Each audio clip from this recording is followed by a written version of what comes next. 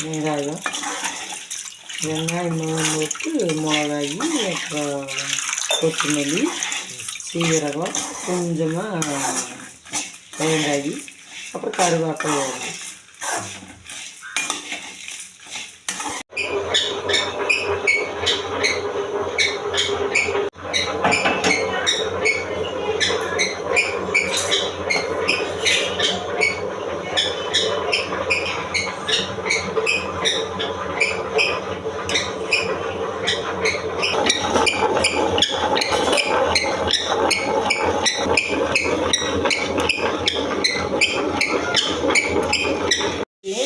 இந்த மாதிரி நைஸாக அரைக்கணும், அப்போ தான் கைப்பவும் நல்லா. கடுகு போட்டு பொரிஞ்சதுமே கருவேப்பிலை மட்டும் ஒரு 5 கருவேப்பிலை போட்டு அழிச்சிட்டு கறி போட்டு வதக்கிடுவோம்.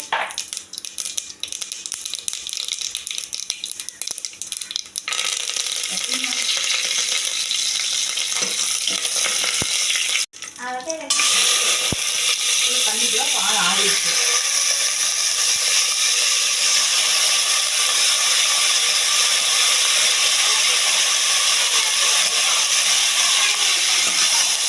நல்லா வதக்கி மொட்டை வரும் கறி. அப்புறம் தான் ஆட்டி வச்சு ஊற்றலாம்.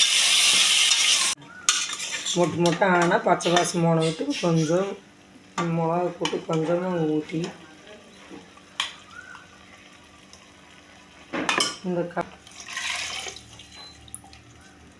ஊற்றி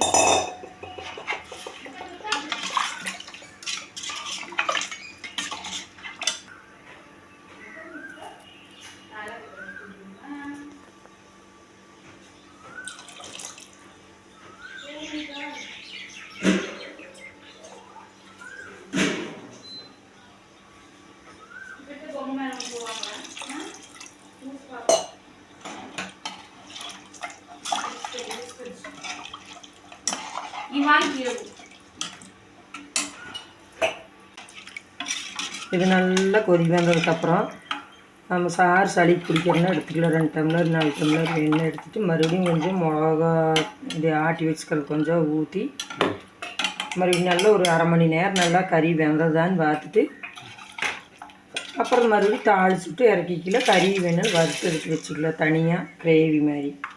அதுக்கு மிளகாக்கூ இந்த அரைச்சி வச்சுக்கிற மிளகா கூட்டு போட்டு கொஞ்சம் செலவு தாளித்து ஊற்றி கறி தேவையான மாதிரி கிரேவி மாதிரி வறுத்து வச்சுக்கலாம். இப்போ இது நல்லா கொதிச்சு வச்சேன். இப்போ இது சூப்பு. இது கொதி வந்தோடனே நல்லா கொஞ்சம் நேரம் கொதிச்சு விட்டு இப்படி எடுத்துட்டான் சூப் மாதிரி குடிச்சிக்கலாம். சாப்பாட்டில் போட்டு சாப்பிட்டுக்கலாம்.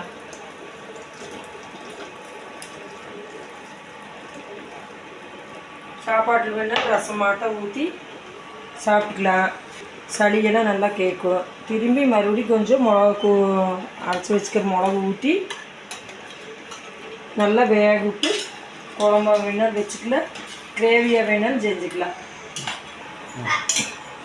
இப்போ இந்த அரைச்சி வச்சுக்கிற மிளகு கொஞ்சம் ஊற்றி நல்லா வேகிறதுக்குள்ள ஒரு 1/2 மணி நேரம் கறி வரைக்கி வெந்ததுக்கப்புறம் குழம்பாட்டம் வேணாலும் வச்சுக்கலாம், கிரேவி மாதிரி வேணாலும் செஞ்சுக்கலாம். அப்படியே கொஞ்சம் சின்ன வெங்காயமும் பச்சை மிளகா அரிஞ்சு போட்டு தாளித்து கிரேவியாட்டம் செஞ்சு எடுத்து வச்சுட்டு கூட ரசம் வச்சுட்டாலும் நல்லாயிருக்கு.